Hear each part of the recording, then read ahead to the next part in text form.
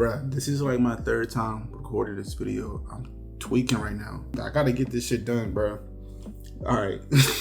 Look, bro, this is gonna be a quick breakdown of a recent music video that I shot for my younger brother. I just want to go through this quick specific shot of the green screen. I've never used a green screen up until this video. The good thing for this studio, the studio manager already had everything set up.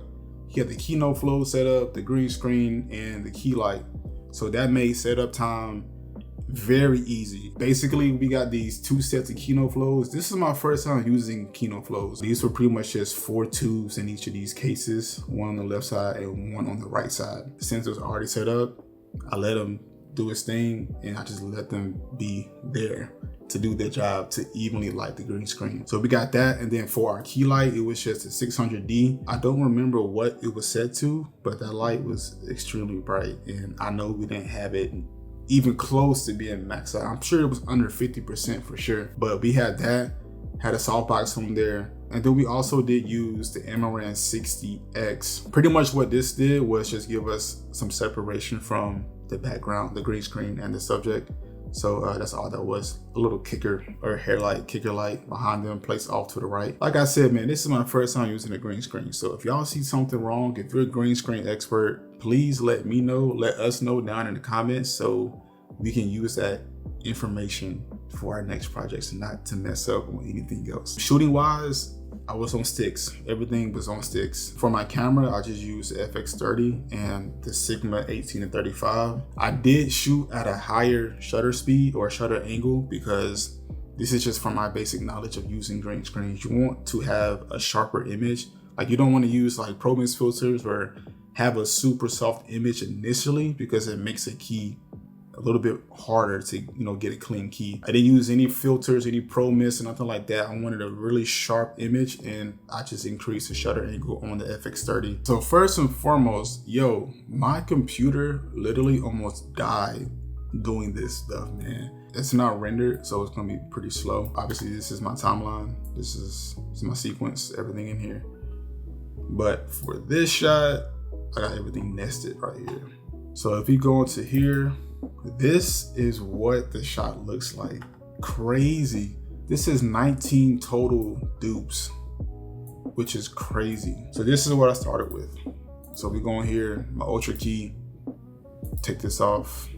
I did move it down just a little bit once I keyed it out, but this is my settings for my Ultra key. Keep in mind, this is my first time doing the green screen. So if something looks weird, I honestly just did it to where it looked good, and this is what worked for me. Put it at 70%, make sure it's in the center, and then from there I just built my set. Keep in mind, when you're doing something like this, because this is pretty much just a duplication of one shot, if you're looking at this from a realistic standpoint, there's going to be layers as far as depth of field. So you got your foreground, what you see in focus, and then everything else after that in the background is gradually getting out of focus. So everything in front, obviously right here, is going to be out of focus as a foreground, because the focus, what we want to focus on is this right here. And even these two, these are also slightly out of focus. So I just put a Gaussian blur. So if I take it off, you can see how it looks like it's the same plane as the one we want to be in focus. So that should be slightly out of focus. Same thing with this one. Everything else behind it, let's just do a couple at a time. Boom. So as I'm building my next rows, they're going to gradually be getting out of focus too. So if you go into one here, this one's set to 20, and then everything else after that, it's just gradually, the Gaussian blur should be increasing because we're building the depth of field. Foreground, what we actually have in focus, and the background behind it should be out of focus. So that's essentially what we did.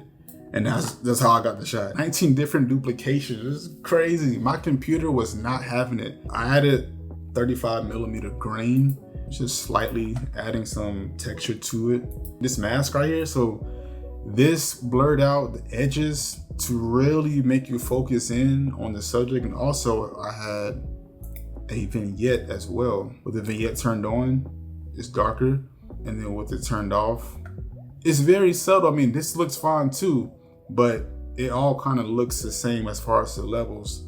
So with the vignette turned on, it just looks so much better. If you watch the video, it does do like a quick push in. So all I did was go to my nest, and this is transform right here. You see how you got that motion blur. You go to your shutter angle, make that 180, and then boom. So once you do any type of movement, it's going to add that natural blur to it. So it makes it look realistic. That's how I got that part. Now that I'm looking at this, I never converted any of this for this shot to Rec 709. I'm not even finna sit here and say that this was a Rec 709 conversion, because it wasn't. I really thought I did convert this to a Rec 709, but I never did. So, but it looked good.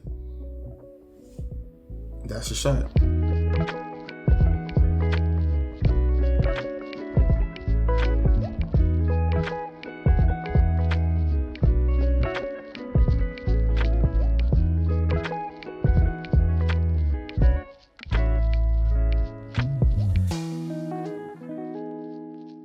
There's probably a couple things wrong with this.